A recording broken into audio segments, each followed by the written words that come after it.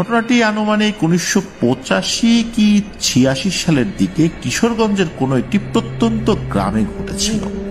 বন্ধুর বড় চাচার নাম ছিল মোহাম্মদ আব্দুর রহমান। ঘটনাটি যখন ঘটে তখন ওনার বয়স মাত্র 21 বছর। ওনাদের বাড়িটি ছিল টিনের বাড়ি। রহমান চাচা বারান্দার একটি ঘরে ঘুমাতেন। ওনার বিছানার পাশে একটি জানালা ছিল, যেটি দিয়ে বাড়ির উঠান এবং সামনের অংশ দেখা যেত।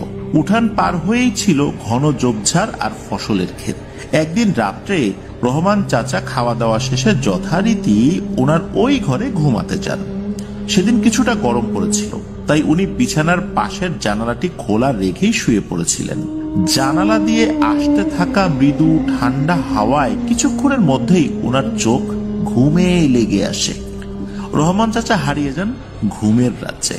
ঘুমের মধ্যে রহমান চাচা একটি স্বপ্ন দেখতে থাকেন। উনি স্বপ্নে দেখেন যে স্বপ্নের মধ্যেও উনি ওনার সেই ঘরটিতেই শুয়ে আছেন, কিন্তু উনি ঘুমিয়ে নেই।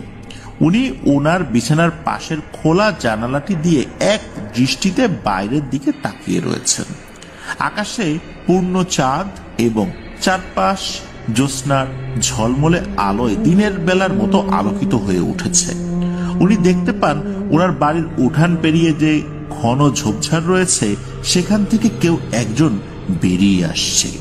তার উচ্চতা কোনোভাবেই স্বাভাবিক মানুষের মতো নয়। দীর্ঘকায় এই অবয়বটি ধীরে ধীরে এগিয়ে এসে বাড়ির উঠোনের উপর দাঁড়ায়। এবার যেন রহমান চাচা স্পষ্টভাবে অবয়বটিকে দেখতে পাচ্ছিলেন। দানবাকার সেই অবয়বটির উচ্চতা ছিল প্রায় 10 ফুটের মতো এবং তার সারা শরীর কুচকুচে কালো রঙের বড় বড় কাঁটায় ভর্তি ছিল। দানবটির টকটকে লাল চোখগুলো দেখে মনে হচ্ছিল সেগুলো থেকে যেন আগুন ঠিকরে বের হচ্ছে। দানবটি রহমান চাচার দিকে তাকিয়ে খুবই রাগান্বিত স্বরে বলে ওঠে, রহমান, কাজটা তুই ঠিক করলি না, মরবি তুই, তোকে মরতেই হবে। এই কথাটি বলে দানবটি প্রচন্ড আক্রোশে ভয়ানক এক গর্জন করে ওঠে। এমন অবস্থায় হঠাৎ করেই রহমান চাচার ঘুম ভেঙে যায়। রহমান চাচা ধরফর করে শোয়া থেকে উঠে বসেন। ওনার পুরো শরীর ঘামে ভিজে গিয়েছিল। উনি জানালা দিয়ে বাইরের দিকে তাকিয়ে অস্বাভাবিক কিছুই দেখতে পান না।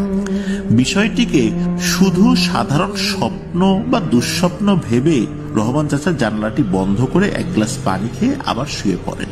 কিন্তু ওই রাতের পর থেকে রহমান চাচার বিভিন্ন ধরনের সমস্যা হতে থাকে। কোনো ধরনের খাবার খেতেই ওনার ভালো লাগতো না। দিনের বেশিরভাগ সময়ই উনি অকারণে মানসিক বিষণ্ণতায় ভুগতেন।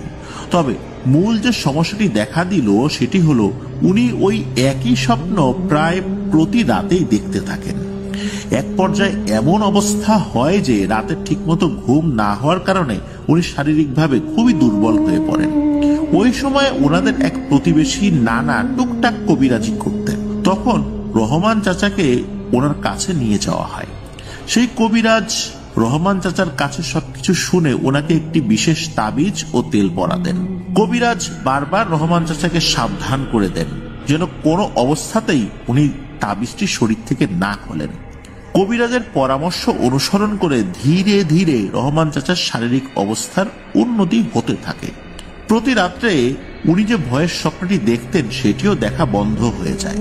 কিছুদিনের মধ্যেই রহমান চাচা পুরোপুরি সুস্থ হয়ে ওঠেন আল্লাহর অশেষ রহমতে, এবং সবকিছু স্বাভাবিকও হয়ে যায়।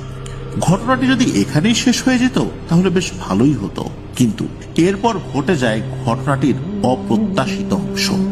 রহমান চাচা ছোটবেলা থেকে বেশ সাহসী ও ডানপিটে স্বভাবের ছিলেন। তাই সুস্থ হওয়ার কিছুদিন পর উনি শরীর থেকে কবিরাজের দেয়া তাবিজটি খুলে রাখেন এই ভেবে যে আর কোনো সমস্যাই হবে না। এভাবে অনেক দিন কেটে যাওয়ার পর চলে আসে বর্ষাকাল। সারাক্ষণ আকাশে মেঘের আনাগোনা, থেমে থেমে অঝোর ধারায় বৃষ্টি নেমেই চলছে। এরকমই এক রাত্রে পূর্বে পরিকল্পনা করা মাফিক রহমান চাচা বন্ধুদের সাথে বিলে মাছ ধরতে যান। উনি সাথে একটি ট্যাটা নিয়ে গিয়েছিলেন মাছ শিকার করার জন্য। আকাশ মেঘাচ্ছন্ন হওয়ায় সেই রাত্রে চারপাশটা বেশ অন্ধকার ছিল।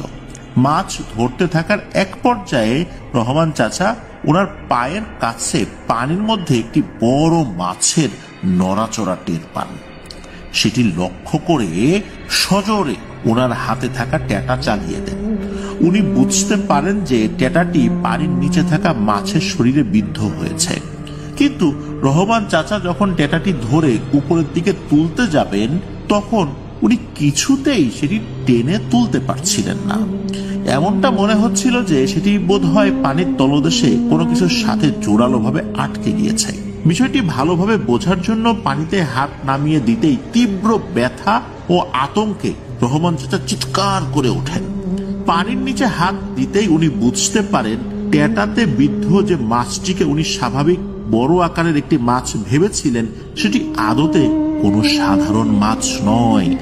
রহমান চাচা হাতের স্পর্শে বুঝতে পেরেছিলেন যে বিশাল আকৃতির এই অবয়বটির সারা শরীর ভর্তি বড় বড় কাঁটা, যেগুলোর কয়েকটি উনার হাতের তালুতে বিঁধে গিয়েছিল। আচমকা ব্যথা পেয়ে যখনই রহমান চাচা অন্য হাতে ধরে থাকা ট্যাটার উপরের অংশ ছেড়ে দিয়েছেন, তখনই পানির নিচে থাকা সেই ভয়ানক জিনিসটি প্রবল বেগে একটি ঝাড়া দিয়ে ট্যাটাবিদ্ধ অবস্থাতেই পানির গভীরে চলে যায়। এদিকে রহমান চাচার চিৎকার শুনে আশপাশে থাকা ওনার বন্ধুরা সাথে সাথে ছুটে আসেন। ওনার হাতে প্রচন্ড ব্যথা করছিল এবং হাতের তালুতে অনেক জ্বালা পোড়া করছিল। সবাই মিলে রহমান চাচাকে তাৎক্ষণিকভাবে ওনার বাড়িতে নিয়েও আসেন। বাড়িতে ফিরে উনি ওনার পরিবারের সদস্যদেরকে পুরো বিষয়টি খুলে বলেন। তখন অনেকে বলেন রহমান চাচার হাতে হয়তো বিষাক্ত কোনো কিছুর খোঁচা লেগেছে। ওনার আম্মা প্রাথমিকভাবে কিছুটা হলুদ বেটে ওনার হাতের তালুর লাল হয়ে যাওয়া জায়গাটিতে লাগিয়ে দেন। এরপর কয়েকদিনের মধ্যেই রহমান চাচার হাতের ব্যথাটি পুরোপুরি ঠিকও হয়ে যায়। তবে এই ঘটনার চতুর্থ দিন সকালে ঘুম থেকে উঠে রহমান চাচা খেয়াল করেন ওনার হাতের তালুতে যেখানে সেই ভয়ানক জিনিসটির কয়েকটি কাঁটা বিঁধে গিয়েছিল সেখানে হালকা রঙের কিছু ছোপ ছোপ দাগের মতো তৈরি হয়েছে। প্রথমে বিষয়টি তেমন গুরুত্ব সহকারে না নিলেও ধীরে ধীরে ওই ছোট ছোট কালো দাগগুলো হাতের তালু থেকে ওনার পুরো শরীরে ছড়িয়ে পড়তে থাকে। সময় বাড়ার সাথে সাথে রহমান চাচার স্কিনের উপর ফুটে ওঠা দাগগুলো আরো গাঢ় হয়ে উঠছিল এবং ওই জায়গাগুলোতে রাত হলেই অসহনীয় জ্বালা পড়া শুরু হতো। রহমান চাচা সেই অসহ্য যন্ত্রণায় সারা রাত ছটফট করতেন। ওনাকে চিকিৎসকের পরামর্শ অনুযায়ী বেশ কিছু ওষুধও খাওয়ানো হয়, কিন্তু কিছুতেই কোনো কাজ হয় না। এক রাত্রে রহমান চাচা সেই আগের মতো একটি স্বপ্ন দেখেন। উনি দেখেন কাঁটাযুক্ত ভয়ানক দানবটি ওনার বাড়ির উঠোনে এসে দাঁড়ায় এবং তাচ্ছিল্যের ভঙ্গিতে ভারী গলায় ওনাকে বলে, বলেছিলাম না তুই মরবি, তোকে তো মরতেই হবে, কেউ বাঁচাতে পারবে না তোকে। এই বলে দানবটি অট্ট হাসি হাসতে থাকে।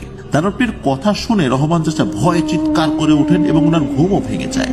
ওনার চিৎকারে ওনার পরিবারের সদস্যদেরও ঘুম ভেঙে যায়।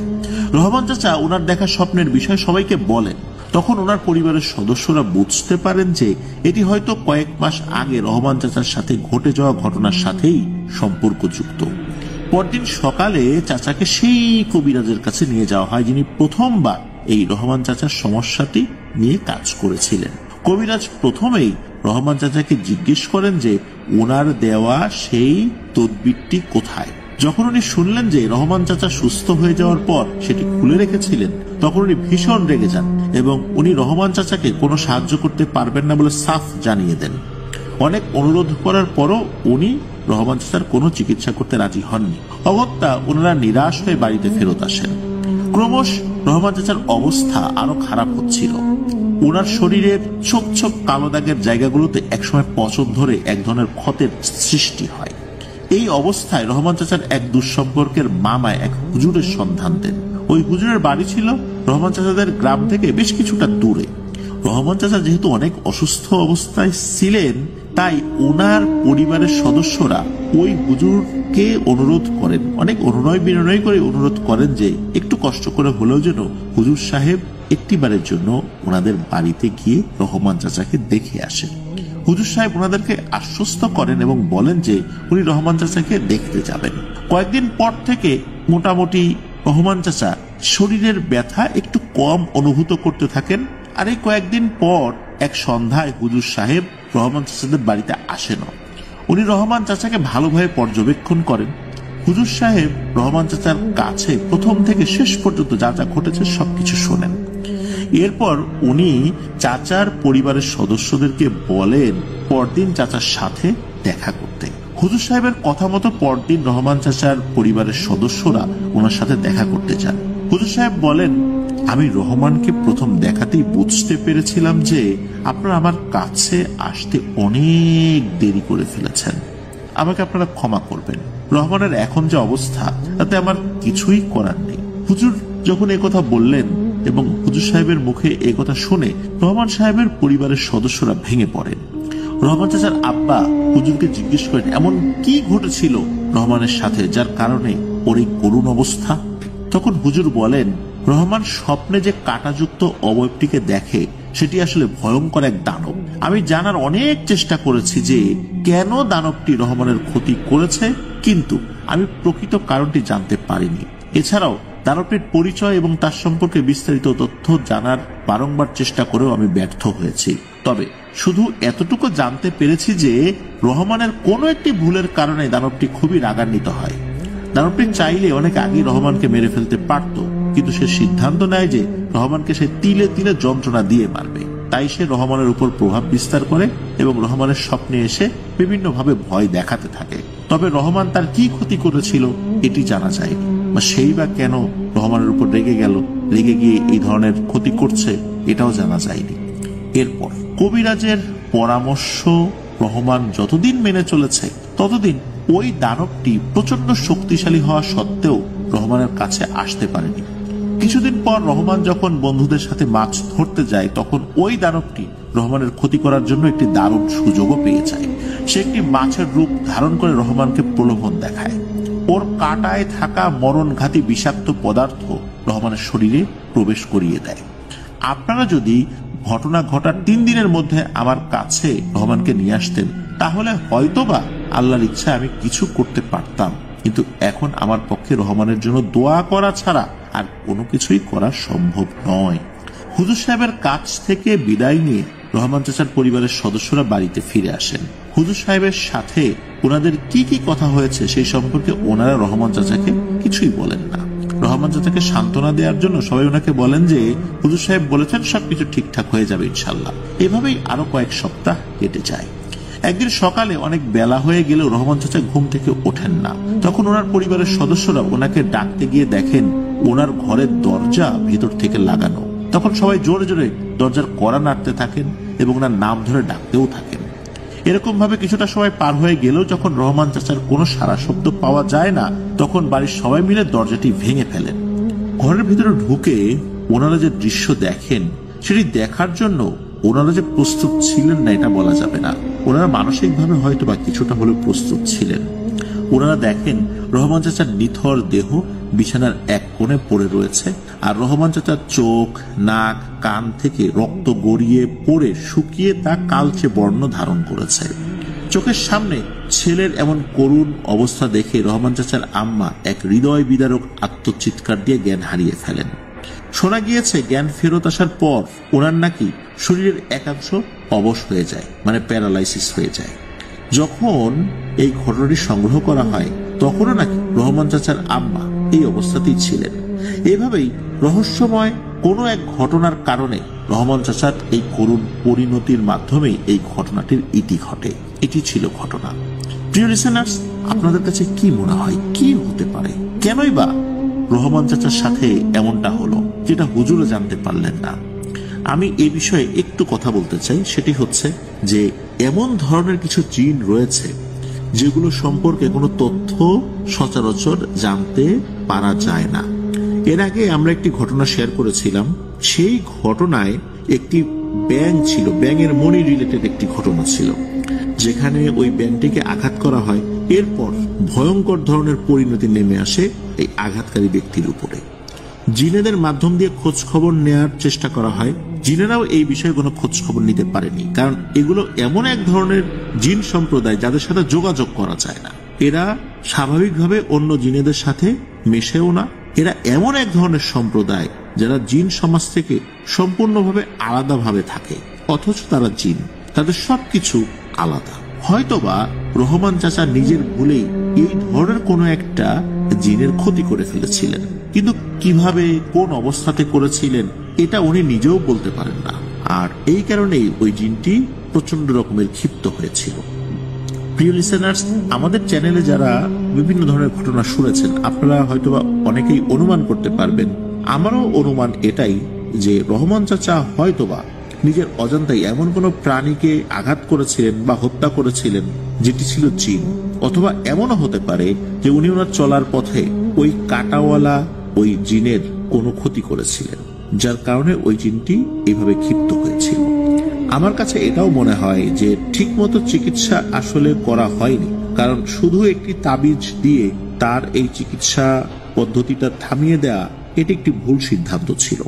আরো ভালো কোনো হুজুর দেখানোর মাধ্যম দিয়ে এই বিষয়টা নিয়ে আরো পুঙ্খানুপুঙ্খ যাচাই বাছাই করে সেটার ভালো কোনো চিকিৎসা গ্রহণ করা উচিত ছিল। যেহেতু ওই তাবিজটা গ্রহণ করার পর আপাতত দৃষ্টিতে সেটা থেমে গেছে বলে মনে হয়েছে, রহমান চাচাও চিন্তা করছেন আর উনি সুস্থ হয়ে গেছেন, যার কারণে উনি কবিরাজের দেয়া পরামর্শ মেনে চলেন নাই, আর ওই ভয়ঙ্কর দানবটিও সেই সুযোগ পেয়ে যায়।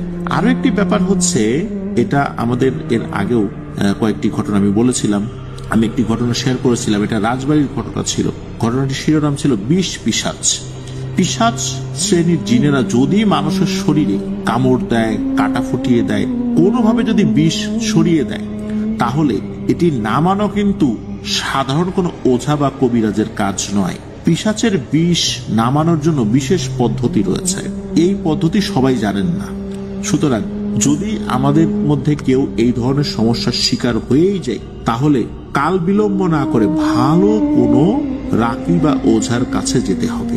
এমন ওঝা না যিনি সাপের বিষ নামান। সাপের বিষ আর পিশাচের বিষ কিন্তু এক জিনিস নয়, এটা কিন্তু মাথায় রাখতে হবে। সাপুরেদের কাছে গেলে কিন্তু হবে না। এটি নামানোর পদ্ধতিও ভালো কোনো রাকি, আলেম অথবা ভালো কোনো কবিরাজ জানতে পারেন। তবে এই কবিরাজগুলোর সংখ্যা ইদানিং অনেক কমে গিয়েছে।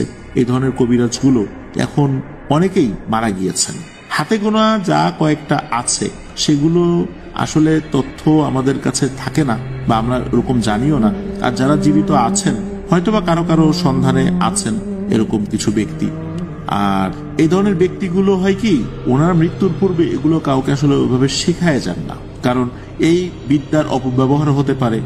তারা যখন এই বিদ্যাটা শেখেন, তারা তাদের গুরুর কাছে প্রতিশ্রুতিবদ্ধ থাকেন যে এমন কাউকে শেখানো যাবে না যে লোভে পড়ে এই বিদ্যাটার অপব্যবহার করবে। এই কারণেই সারা জীবনে তারা ওই ধরনের ব্যক্তিকে পানও না, কখনো কখনো নিজের ছেলে পেলেদেরকেও শিক্ষা দিয়ে যান না। এইভাবেই এই বিদ্যাটা হারিয়ে যাচ্ছে। যে ঘটনাটি উনি পাঠিয়েছেন, এই ঘটনাটি ওনার এক দাদির কাছ থেকে সংগ্রহ করেছেন, আর ঘটনাটি ওই দাদির বাবার সাথে ঘটেছিল।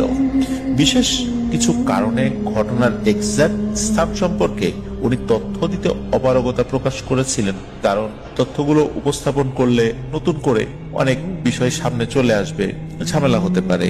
এই কারণে মূলত উনি সেই বিষয়গুলো একটু এড়িয়ে গিয়েছেন। আর ওই দাদিও যেহেতু এই তথ্যগুলো প্রকাশ করতে অনীহা প্রকাশ করেছিলেন, এই কারণেই মূলত উনি এটি দেননি। যাই হোক, ঘটনাটি লোহাগাড়া উপজেলারই খুবই নাম করা একটি গ্রামে ঘটেছিল। প্রিয় লিসেনার্স, ঘটনাতে আমরা ঢোকার আগে একটি অনুরোধ কিন্তু করব, যারা এই ঘটনা শোনা শুরু করেছেন আমাদের লাইক বাটনে প্রেস করতে কিন্তু ভুলবেন না। আর আজকের এই ঘটনার লিঙ্কটি অবশ্যই আপনারা আপনাদের পার্সোনাল আইডিতে শেয়ার করে দিতে পারেন। চলুন চলে যাই আমাদের মূল ঘটনায়। ঘটনার সময়কাল এটি মুক্তিযুদ্ধেরও আরো বেশ আগে। সালটা সম্পর্কে ওই দাদি ভালো করে বলতে পারেননি। উনি বলেছেন হয়তোবা 60-62 সাল এরকম হবে আর কি। আর উনি এই ঘটনাটি খুব ভালোভাবে বলেছিলেন ইমরান হোসেন ভাইকে। উনি যতটুকু শুনেছিলেন, উনি তো সময় খুব বেশি বড় ছিলেন না, ছোটই ছিলেন।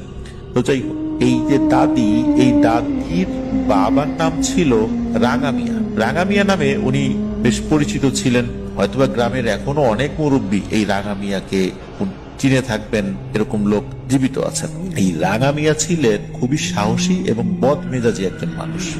শারীরিক গঠনের দিক দিয়ে তিনি ছিলেন মাঝারি উচ্চতার, গায়ের রং ছিল কালো এবং খুব শক্তিশালী মানুষ ছিলেন আর কি। ওই এলাকার মোটামুটি সবাই তাকে খুব ভালো করে ওই সময় চিনত। তিনি মূলত ক্ষেত খামারের কাজ করতেন, পাশাপাশি খালে মাছ ধরা, গরু চড়ানো, রাতে মাঠে ফসল পাহারা দেওয়ার কাজ উনি করতেন। আর যেহেতু উনি খুব বদমেজাজি মানুষ ছিলেন, এতটাই বদমেজাজ ছিলেন যে প্রতিবেশী যারা ছিলেন তাদের কোনো গবাদি পশু যদি ভুল করে তার বাড়ির আঙিনায় চলে আসতো, তাহলে এই রাঙা মিয়া হাতের কাছে যা পেত তাই দিয়ে ওগুলোকে আঘাত করত আর তাদের মালিকদেরকে অকথ্য ভাষায় গালিগালাজ করত। তো একদিন সন্ধ্যার দিকে, তখন মাগরিবের আজান দেয়নি, দিবে দিবে ভাব, মানে সন্ধ্যা নেমে এসেছে। ওই সময় তো আসলে এরকম ঘড়ির সময় ধরে আজান দিত না, তখন দেখতো সন্ধ্যা লেগে আসছে তখন আজান দিত, কারণ অনেক মসজিদে তো তখন ঘড়ি ছিল না, অনুমানের উপর ভিত্তি করে সাধারণত দিত, যেটা অনেক আগে থেকে হয়ে আসছে ওইভাবে আর কি। তো যাই হোক, তো এই রাঙা মিয়া মাঠ থেকে বাড়িতে আসেন। তো বলে রাখা ভালো, ওনাদের বাড়ির উঠোনের এক পাশে কিছু শাক সবজি লাগানো ছিল। তখন এই রাঙা মিয়া দেখেন একটি কালো গরু এই সবজি খেতে ঢোকার চেষ্টা করছে এবং চারপাশের বেড়াটা ভেঙে ফেলেছে। উনি তো এমনিতেই বদমেজাজি মানুষ, আর এটা দেখে তো তার মেজাজ আরো খারাপ হয়ে যায়। তিনি কাউকে কিছু না বলে একটা মোটা লাঠি নিয়ে সোজা গরুটাকে পেটাতে থাকে। গরুটা তখন তার ভাষায় আত্মচিৎকার করতে থাকে। এভাবে অনেকক্ষণ ধরে ওই গরুটাকে তিনি পেটান। গরুটা খুব আহত হয়। এরপর তিনি ওই গরুটাকে একটা গাছের সাথে বেঁধে রাখেন। তারপর তিনি বাড়ির ভিতরে ঢুকে তার স্ত্রীকে গালিগালাজ শুরু করেন। সে কেন এটা খেয়াল করেনি, এটাই তার অপরাধ। তারপর তার স্ত্রী তাকে বলে যে কোথায় গরু, চলো, আমি তো কোনো শব্দ পাইলাম না, কোনো বেড়া ভাঙার শব্দ তো আমি শুনলাম না। তখন রাঙা মিয়া তার স্ত্রীকে দেখানোর জন্য নিয়ে আসেন যেখানে ওই গরুটাকে বেঁধে রাখা হয়েছে, এবং গরুটা যে সবজি ক্ষেত নষ্ট করছিল, বেড়া ভেঙে ফেলেছে, সেটাও দেখানোর জন্য আর কি নিয়ে আসেন আর কি। তারা দুজনে আসেন, দেখে যে সবজি ক্ষেতটার বেড়া এলোমেলো ঠিকই, কিন্তু তিনি যে গরুটাকে বেঁধে রেখেছিলেন গাছের সাথে সেটিকে আর কোথাও দেখা যাচ্ছে না। রাঙা মিয়া তো অবাক, গরুটা গেল কোথায়? তিনি তো বেশ শক্ত করে গাছের সাথে বেঁধে রেখেছিলেন, কোন গরু তো এভাবে ছুটতে পারে না। যাই হোক, তিনি চিন্তা করেন হয়তো কোনোভাবে ছুটে গেছে, যেতেই পারে, কিংবা যার গরু সে এসে খুলে নিয়ে গেছে। তারপর তিনি হাত মুখ ধুয়ে রাতের খাওয়া দাওয়া করে শুয়ে পড়েন। তখনকার দিনে কিন্তু সন্ধ্যার পরপরই রাতের খাওয়া খেয়ে সবাই শুয়ে পড়ত। মাঝ রাতে তিনি একটা স্বপ্ন দেখেন। তিনি দেখেন তিনি একটা ফাঁকা মাঠের ভিতর, সেখানে উঁচু একটা ঢিবির মতো, তার উপর তিনি দাঁড়িয়ে আছেন। চারদিকে মোটামুটি বেশ অন্ধকার। তারপর তিনি একটা শব্দ শুনতে পান।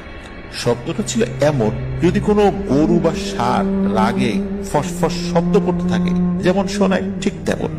ধীরে ধীরে শব্দটা তীব্রভাবে বাড়তে থাকে। হঠাৎ করে তিনি দেখেন তার চারপাশে কয়েকজন চোখ ভেসে ওঠে। চোখগুলো ছিল আগুনের গোলার মতো টকটকে লাল। মনে হচ্ছিল চোখগুলো খুবই রেগে আছে তার উপর। এরপর তিনি ভয়ঙ্কর একটা বিষয় লক্ষ্য করেন।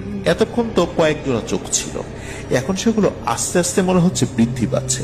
যতদূর তার চোখ যায় শুধু সেই আগুনের গোলার মতো চোখ দেখতে পাচ্ছেন তিনি, আর সেই সাথে চোখগুলো এক একটা অবয়বে পরিণত হচ্ছে। একসময় তিনি দেখেন সেগুলো বিশাল বিশাল এক একটা গরুতে রূপান্তরিত হচ্ছে। গরুগুলো তার দিকে রাগান্বিত দৃষ্টিতে তাকিয়ে আছে। তখন এই রাঙা মিয়া ভয়ে একদম পাথর হয়ে যান। তখন অবয়বগুলোর মধ্যে থেকে একটা অবয়ব বলে ওঠে, কিরে রাঙা মিয়া, তোকে তো এত সহজে ছাড়বো না। তুই আমার শরীরে আঘাত করেছিস। তুই যেভাবে আঘাত করেছিস, এটা কোনো মানুষ তার নিজের পালিত গরুকেও শত অপরাধের পরেও এরকম আঘাত করে না। তুই আমার উপর যে নির্যাতন করেছিস, এটি আমি ভুলতে পারছি না। এই কথা বলেই এই গরুগুলো, মানে যেগুলো ছিল সবগুলো তার উপর ঝাঁপিয়ে পড়ে। তখন চিৎকার দিয়ে রাঙা মিয়া ঘুম থেকে লাফিয়ে ওঠে। পাশে তার স্ত্রী ছিল, তিনিও ধর্মের করে উঠে বসেন। তারপর তার স্ত্রীকে তিনি সবকিছু বলেন যে তিনি স্বপ্নে কি দেখেছেন। তার স্ত্রী বলে, ও কিছু না, এটা দুঃস্বপ্ন। রাঙা মিয়াও তাই ভাবেন যে এটা দুঃস্বপ্নই হবে। এভাবে কয়েকদিন অতিবাহিত হয়ে যায়। রাঙা মিয়া মাঝে মধ্যেই সেই একই স্বপ্ন দেখতে থাকে। তখন এই রাঙা মায়ের স্ত্রী বিষয়টি উপলব্ধি করতে পারেন যে কোনো একটা সমস্যা হচ্ছে তার সাথে। তখন তিনি এই রাঙা মিয়াকে নিয়ে একজন হুজুরের কাছে যান। হুজুর রাঙা মিয়াকে সাধারণ ঝাড়ফুঁক করে দেন, আর সাথে তেল পরা পানি পরা দিয়ে দেন, আর বলেন রাঙা মিয়া যে গরুটাকে আঘাত করেছিল সেটা হয়তো কোনো স্বাভাবিক গরু ছিল না, হতে পারে কোনো জিন ছিল। তবে হুজুর স্পষ্ট করে কোনো কিছুই বলতে পারেন না। তবে তিনি রাঙা মিয়াকে সাবধানে থাকতে বলেন। তারপর বেশ কিছুদিন পার হয়ে যায়, মানে মাসখানেক পার হয়ে যায় আর কি। রাঙা মিয়ার সাথে তেমন কোনো অস্বাভাবিক ঘটনা ঘটেনি, শুধু মাঝে মাঝে স্বপ্ন দেখাটা ছাড়া। একদিন রাঙা মিয়া তার এক আত্মীয়ের বাড়িতে যান বেড়াতে। এই আত্মীয়ের বাড়ি ছিল এই রাঙা মিয়াদের বাড়ি থেকে প্রায় 7 থেকে 8 কিলোমিটার দূরে। হেঁটে যাওয়া আসা করলে 2.5 ঘন্টার মতো লাগে সময়। তো রাঙা মিয়া যেদিন বাড়িতে চলে আসবেন ওই আত্মীয় বাড়ি থেকে, সেই আত্মীয় তাদের বাড়ির জন্য কিছু পিঠা বানিয়ে দেন, যে বাড়িতে যাচ্ছ নিয়ে যাও ছেলেগুলোর জন্য। তো তো রাঙা মিয়া সেগুলো নিয়ে রওনা দিতে দিতে এশার আজান দিয়ে দেয়। আর এশার আজানের পরও 2-2.5 ঘন্টা হাঁটা তো কোনো ব্যাপার না আসলে। বেশ কিছুটা পথ উনি হেঁটে চলেও আসেন, কোনো সমস্যা হয় না। তো রাঙা মিয়ার বাড়ি পৌঁছাতে 1 কিলোমিটারের মতো পথ তখনও বাকি আছে। তখন রাঙা মিয়া একটা স্থানে এসে পৌঁছে। জায়গাটা ছিল এমন যে বড় একটা ফসলের মাঠ, তার ভেতর দিয়ে চলে গেছে একটা কাঁচা মাটির রাস্তা। সেই রাস্তার মধ্যে আবার ছোট্ট একটা খালের মতো, সেটা পার হওয়ার জন্য একটা কালভার্ট রয়েছে। তবে খালে সে সময় পানি নেই বললেই চলে, কারণ তখন মোটামুটি ভালোই শীত পড়েছিল। তো রাঙা মিয়া হাঁটতে হাঁটতে কালভার্টের কাছে চলে আসেন। তখন তিনি কালভার্টের এক পাশে উঠেছেন, তখন রাঙা মিয়া দেখেন কালভার্টের অপর প্রান্তে কেউ একজন বসে আছে। সেই জিনিসটা রাঙা মিয়ার দিকে পেছন করে বসে আছে, মানে পিঠ দিয়ে বসে আছে আর কি। আর তার মুখটা 2 হাঁটুর মধ্যে কিছুটা গুজে রেখেছে। রাঙা মিয়া ধীরে ধীরে তার দিকে এগিয়ে আসেন, কিন্তু সেই জিনিসটার মুখ তিনি দেখতে পাচ্ছেন না। তিনি একটি বিষয় খেয়াল করে আটকে ওঠেন। তিনি দেখেন ওই জিনিসটার মাথায় 2টো বড় বড় শিং। ভয় পেল, তিনি সাহস জুগিয়ে বলেন, এই কেড়ে ওখানে সর সামনে থেকে। তখন সেই জিনিসটা রাঙা মিয়ার দিকে তাকায়। রাঙা মিয়া দেখেন এটা দেখতে পুরো বডিটা স্বাভাবিক মানুষের মতো হলেও হাত এবং পায়ের আঙ্গুলের জায়গায় গরুর পায়ের মতো খুর। আর সবচেয়ে ভয়ানক ব্যাপারটা হলো তার মাথাটা ছিল সম্পূর্ণ গরুর মতো, মাথায় বড় বড় 2টো শিং। এটা দেখে রাঙা মিয়া তো ভয় দিশেহারা হয়ে পড়েন। তিনি যে কি করবেন বুঝতেই পারছেন না। তারপরও নিজেকে সামলে নেন এবং বুদ্ধি করে ওনার সাথে থাকা একটা বিড়ি ধরান। এর মধ্যে সেই ভয়ানক জিনিসটা কথা বলে ওঠে, বলে, কিরে রাঙা মিয়া, চিনেছিস আমাকে? সেদিন তো খুব মেরেছিলি, আজকে কি করবি? আজকে কি মারবি নাকি? কি ভেবেছিস এই যে বিড়ি ধরালি, এই বিড়ির আগুন তোকে বাঁচাতে পারবে আমার হাত থেকে? এই বলে জোরে জোরে ভয়ঙ্কর ভাবে হাসতে থাকে ওই অবয়বটি। এদিকে রাঙা মিয়া দেখেন যে তার আর মাত্র একটি বিড়ি অবশিষ্ট রয়েছে। মানে সারা পথ ধরে খেতে খেতে তো আসছে, এমনিতেই আসছে খেতে খেতে। তো উনি তার ভাবেন না এই ধরনের ভয়ঙ্কর সিচুয়েশনে পড়বেন। যেহেতু একটি বিড়ি অবশিষ্ট রয়েছে, তখন রাঙা মিয়া মনে মনে ভাবেন আজকেই তার দিন শেষ। এর মধ্যে অবাক করে দিয়ে সেই জিনিসটা বলে ওঠে, রাঙা মিয়া, তোর হাতের পিঠাগুলো আমাকে দিয়ে দে। আমি খেতে খেতে যতটুকু সময় লাগবে, এর ভিতরে যদি তুই পালাতে পারিস তাহলে আজকের মতো বেঁচে যাবি। এ কথা শুনে রাঙা মিয়া পিঠার হাড়িটা হাত থেকে ছুঁড়ে ওইখানে ফেলে দিয়ে দেন এক দৌড়। বেশ কিছুক্ষণ পর উনি পেছন দিকে তাকিয়ে দেখেন ওই জিনিসটা তার পেছনে দৌড়াতে দৌড়াতে আসছে। এদিকে উনি এই সময়ের মধ্যে কিন্তু দৌড়াতে দৌড়াতে অনেকটা পথ চলেও এসেছেন ওর বাড়ির কাছাকাছি। হঠাৎ করে তিনি তার পিঠে প্রচন্ড এক আঘাত অনুভব করেন। এরপর উনি সেন্স হারিয়ে ফেলেন। যখন তার হুঁশ ফেরে তখন তিনি দেখেন তার বাড়িতে তার চারপাশে সব লোক বসে আছে। তো তিনি সবাইকে জিজ্ঞেস করেন তিনি বাড়িতে কিভাবে আসতেন। তখন বাড়ির লোকজন বলে যে সে বাড়ির কাছাকাছি পড়েছিল, কিছু লোক রাতের বেলায় তাকে বেহুশ হয়ে পড়ে থাকতে দেখে, ওই পথ দিয়ে ফিরছিল। তখন তো রাত খুব বেশি হয়নি, এই কারণেই তাকে ধরাধরি করে বাড়ি দিয়ে যায়। সবাই তাকে জিজ্ঞেস করে কি হয়েছিল, তারপর তিনি পুরো ঘটনা সকলকে খুলে বলেন। বাড়ির সবাই তাকে নিয়ে খুবই চিন্তিত হয়ে পড়েন। আবারও তাকে হুজুরের কাছে নিয়ে যান। নিয়ে যেতে যেতে মোটামুটি সন্ধ্যা হয়ে যায়। হুজুর বলেন এশার নামাজের পর তিনি চেষ্টা করবেন সেই জিনটিকে হাজির করা। ও হুজুর চেষ্টা শুরু করেন। ওখানে তেমন কোনো লোক ছিল না, হুজুর ছিল, রাঙা মিয়া ছিল, রাঙা মিয়ার স্ত্রী ছিল, আর একজন আত্মীয় ছিল। উনি অনেকক্ষণ ধরে চেষ্টা করছেন রাঙা মিয়ার উপরে ওই জিনটাকে হাজির করার জন্য, কিন্তু কোনোভাবেই উনি সফলকাম হতে পারছিলেন না। এভাবে অনেক সময় চেষ্টা করার পর হঠাৎ করে ভয়ানক এক হুঙ্কার দিয়ে ওই জিনটা হাজির হয়। সাধারণত দেখা যায় যখন কোন লোকের উপরে জিন হাজির করার চেষ্টা করা হয়, জিনটি ওই লোকের মধ্যে ঢুকে কথা বলে। কিন্তু হুজুরকে অবাক করে দিয়ে এবং উপস্থিত সকলকে অবাক করে দিয়ে ভয়ানক যে ব্যাপারটি ঘটে সেটা হলো ওই জিনটা রাঙা মিয়ার শরীরে হাজির না হয়ে ব্যতিক্রম যে ঘটনাটি ঘটেছিল সেটা হচ্ছে যে জিনটা সশরীরে এসে হাজির হয় এবং জিনটা তার নিজস্ব রূপে হাজির হয়। সে এক ভয়ানক দৃশ্য। হুজুর এইরকম এক দৃশ্য দেখে উনি কি জিন হাজির করে কি কথা বলবেন, উনি নিজেই ভয়ে অবস্থা খারাপ হয়ে যায়। উপস্থিত ছিলেন রাঙা মিয়ার স্ত্রী এবং তার আত্মীয়, এবং রাঙা মিয়া নিজেও এত লোকের সামনে এই জিনিসটা দেখে। উপস্থিত সকলে দেখতে পারেন যে এটার মুখ এবং মাথা হুবহু গরুর মতো, লম্বা দুটো বড় বড় শিং, চোখগুলো আগুনের মতো টকটকে লাল, এবং হাত এবং পায়ের আঙ্গুলের জায়গায় গরুর পায়ের মতো খুর রয়েছে, আর পুরো শরীরে বড় বড় পশম। হুজুর নিজেকে সামলে নিয়ে তাকে সুন্দর করে একটা সালাম দেন, কিন্তু ওই অভাবটা ওই সালামের উত্তর দেন না। ওই জিনটা হুঙ্কার দিয়ে বলে ওঠে, এই হুজুর, তোর কি জীবনের মায়া নাই? আমাকে কেন বিরক্ত করছিস? আমাকে কেন এত ডাকাডাকি করছিস? তারপর হুজুর বলেন যে জনাব, আপনি কেন আল্লাহর এই বান্দাটাকে ভয় দেখাচ্ছেন? জিনটি আবারও হুঙ্কার দিয়ে বলে ওঠে, আমি ওকে কেন ভয় দেখাচ্ছি সেটা আমার কাছে জিজ্ঞেস না করে ওর কাছ থেকে শুনে নে। আমি এতদিন ধরে ওর বাড়ির পাশে তাল গাছে থাকি। এই এলাকার কেউ কখনো বলতে পারবে যে আমি কাউকে ভয় দেখিয়েছি, কারো কোনো ক্ষতি করেছি? ওই দিন কোনো একটা কারণে আমার ওই ক্ষেতের মধ্যে ঢোকার প্রয়োজন ছিল, কিন্তু আমি আমার নিজের সুরতে ঢুকতে পারছিলাম না, এই জন্য গরুর সুরতে ঢুকছিলাম। আমি তো ওর ক্ষেত নষ্ট করিনি, খালি কয়েকটা বেড়ার জায়গা সরে গিয়েছিল। আর এই কারণে ও যেভাবে আমাকে আঘাত করেছে, এটা কোনো মানুষ কাউকে করতে পারে না, শুধু অমানুষের পক্ষে এটা সম্ভব। সুতরাং আমাকে হাজির করে ওর প্রতি সহানুভূতি দেখানোর কোনো ধরনের চেষ্টা হুজুর তুই করবি না। আর যদি এই চেষ্টা তুই করিস, তাহলে রাঙা মিয়ার শাস্তি আমি কিছুটা সময় স্থগিত রেখে তোর পিছনে লাগবো, আর তোর পিছনে লাগলে তোর বংশ সহ নির্বংশ করে দেব। সুতরাং আমাকে আর বিরক্ত করার চেষ্টা করবি না। আমি যে প্রতিজ্ঞা করেছি এটা আমি করবই। আমাকে কোনো ভোগ দিয়ে, কোনো গরু, ছাগল, খাসি, মুরগি দিয়ে, মিষ্টি দিয়ে আমাকে মানাতে পারবি না। কারণ এই ঘটনার পরে আমি আমার জিন সমাজে খুব হাসি ঠাট্টার পাত্র হয়েছি। সুতরাং এর প্রতিশোধ আমি নেবই। আমার আত্মসম্মানে আঘাত লেগেছে, এর থেকে আমি কখনোই পিছপা হব না। হুজুর বিভিন্নভাবে তাকে বোঝানোর চেষ্টা করেন, কিন্তু ওই জিনটা কোনোভাবে রাজি হয় না। সে রাঙা মিয়াকে মেরেই ছাড়বে এই কথা বলে ওই জিনটা ওখান থেকে চলে যায়। ইতোমধ্যে রাঙা মিয়ার স্ত্রী তো অজ্ঞান হয়ে গেছে যখনই ওই জিনিসটাকে দেখেছে। রাঙা মিয়া তো ভয়ে ভয়ে আছে, চোখ বন্ধ করে রেখেছে। আর তার যে আত্মীয়, সে ওই জিনিসটা দেখেই ঘরের বাইরে দৌড় দিয়ে চলে গেছে, পালিয়ে চলে গেছে। মানে এমন ভয়ানক একটা দৃশ্য, এটা তো আসলে কেউ দেখে সহ্য করতে পারবে না। যাই হোক, হুজুর বলে দেন যে এটা তার পক্ষে সম্ভব না, ভালো কোনো হুজুরকে যেন তারা দেখায়। তখন তারা হতাশ হয়ে বাড়িতে ফেরত আসেন। বাড়ি আসার পথে কোনো সমস্যা হয়নি। তারা আরো ভালো কবিরাজ বা হুজুরের খোঁজ করতে থাকেন, কিন্তু তারা পাচ্ছিলেন না। যেখানেই শোনেন যে অমুক গ্রামে ভালো কোনো কবিরাজ আছেন, সেখানে তাকে নিয়ে যাওয়া হচ্ছিল, কিন্তু কাজের কাজ কিছুই হচ্ছিল না। ওই জিনটাকে কোনোভাবে আর হাজিরি করা যায় না।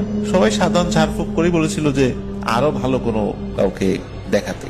এভাবে দিনের পর দিন কাটতে থাকে, আর রাঙা মিয়ার সাথে বিভিন্ন ভয়ানক ঘটনা ঘটতে থাকে।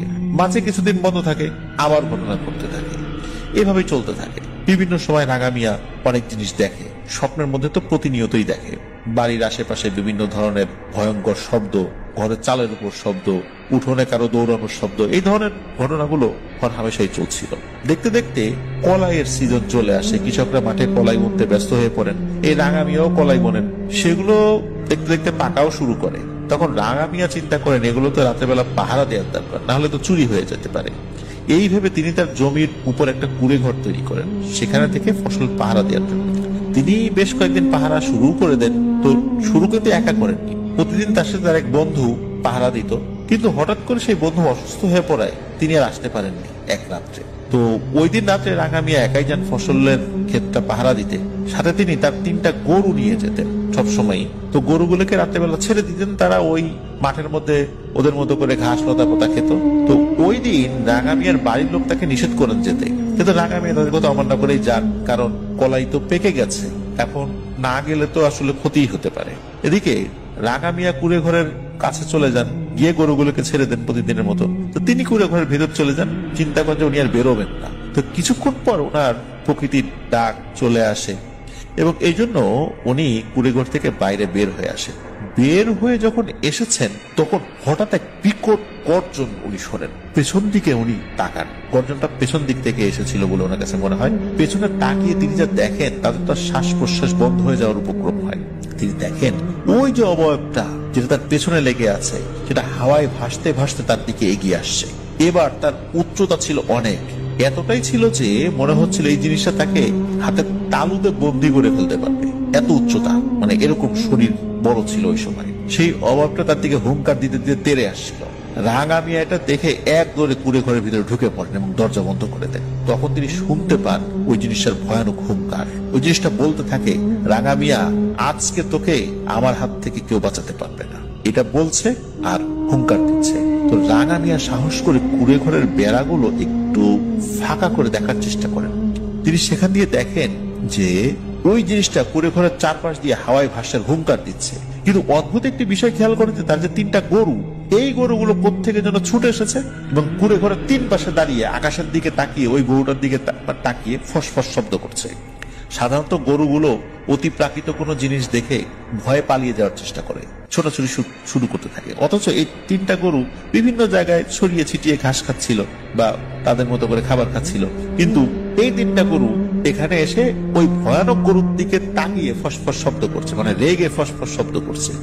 এটা দেখে রাঙা মিয়া খুব অবাক হন এবং ওই গরুগুলোর প্রতি উনি বেশ অনুরক্ত হয়ে যান, তাদের প্রতি আরো ভালোবাসা জাগে যে আমার এই গরুগুলো এই সময় পালিয়ে না গিয়ে এখানে এসে এরকম করছে, কারণটা কি এটা উনি বুঝতে পারেন না।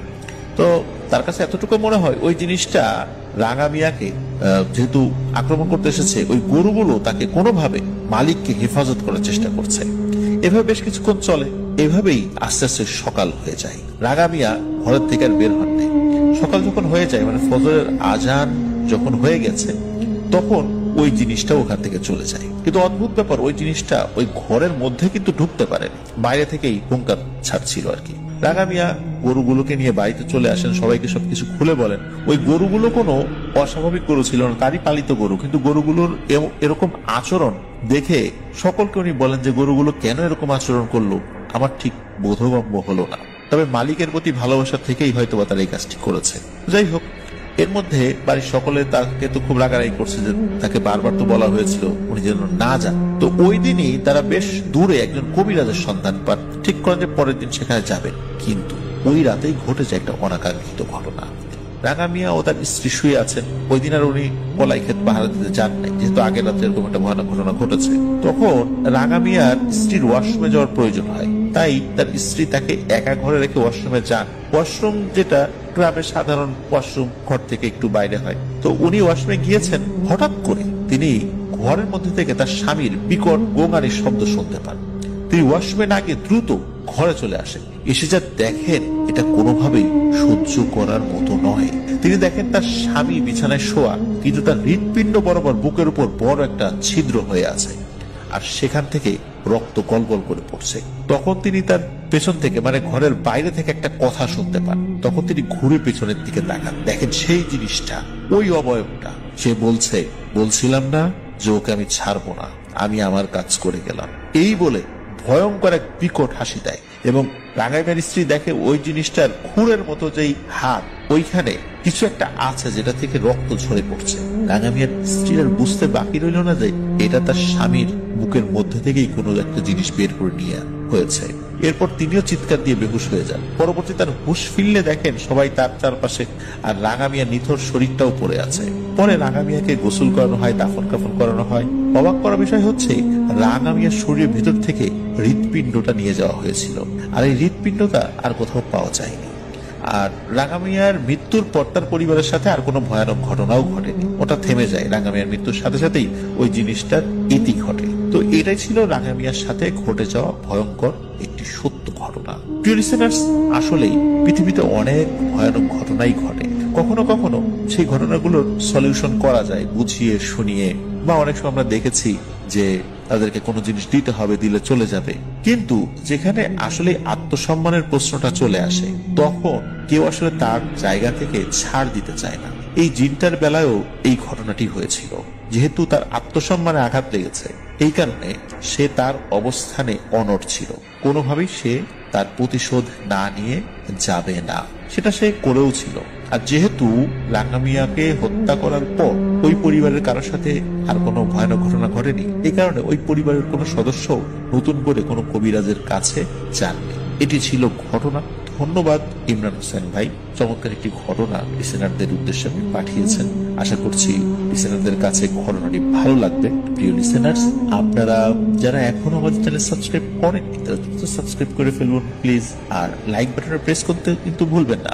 আমাদের চ্যানেল লিঙ্কটা কিন্তু আপনারা আপনাদের আইডিতে শেয়ার করে দিতে পারেন। আমাদের ফেসবুক পেজ এবং গ্রুপ রয়েছে আপনার দখল ওয়ার্ল্ড নামে। এই দুটো লিঙ্ক আমরা আমাদের ভিডিও ডেসক্রিপশনে দিয়ে রেখেছি, সেখানে গিয়ে আপনারা আমাদের পরিবারের সদস্য তো হয়ে যেতে পারেনই, সেই সাথে আমাদের ফেসবুক পেজ এবং গ্রুপের লিঙ্কটাও কিন্তু আপনারা শেয়ার করে দিতে পারেন।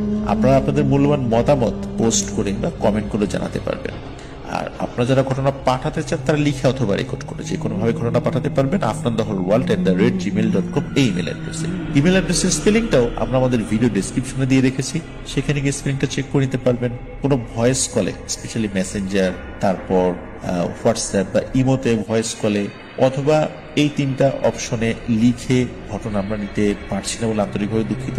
ইমেল ছাড়া অন্য কোনোভাবে ঘটনা নিলে আমাদের পক্ষে সেটা মেনটেন করা অত্যন্ত কঠিন হয়ে পড়ে, যার কারণে ইমেল করেই আপনাদেরকে কষ্ট করে হলেও ঘটনা পাঠাতে হবে। আর কিভাবে ইমেল করতে হবে অনেকেই এই বিষয়টা বুঝতে পারেন না, সেক্ষেত্রে আমি পরামর্শ দিব আপনার ইউটিউবে 1 মিনিটের টিউটোরিয়াল রয়েছে বা 2 মিনিটের টিউটোরিয়াল রয়েছে, সেখান থেকে আপনারা দেখে নিতে পারবেন। এটা খুবই সিম্পল একটা ওয়ে ইমেল করাটা, ইনশাল্লাহ আপনারাও পারবেন। তবে রেকর্ড ফাইল যদি একটু বড় হয়ে যায় সেক্ষেত্রে আপনারা যদি অ্যাটাচমেন্টে গিয়ে দেখেন যে এটা হচ্ছে না, তখন এটাকে গুগল ড্রাইভ করে লিঙ্কটা শুধু ইমেল করে দিবেন। তবে অবশ্যই আপনাদের এই লিঙ্কটার অ্যাক্সেস কিন্তু পাবলিক করে দিতে হবে, তা না হলে কিন্তু আমরা সেখানে ঢুকে ওই ঘটনাটা শুনতে পারবো না। তো এটাই প্রক্রিয়া। প্রিয় লিসেনার্স, আজকের মতো বিদায় নিচ্ছি। আসছে সোমবার অমীমাংসিত রহস্যের আরো একটি এপিসোড নিয়ে আপনাদের সামনে ইনশাল্লাহ হাজির হব। সে পর্যন্ত সকলে ভালো থাকবেন, সুস্থ থাকবেন, আমার জন্য দোয়া করবেন, আমার পরিবারের জন্য দোয়া করবেন, আপনাদের জন্য দোয়া রইল, আপনাদের পরিবারের প্রত্যেকের জন্য দোয়া রইল। মহান আল্লাহ সুবহানাহু ওয়া তাআলা আমাদেরকে ভালো রাখুন, সুস্থ রাখুন, নিরাপদে রাখুন, আফনান দ্য হোল ওয়ার্ল্ডের সাথে রাখুন। আসসালামু আলাইকুম। প্রিয় লিসেনার্স, আসসালামু আলাইকুম।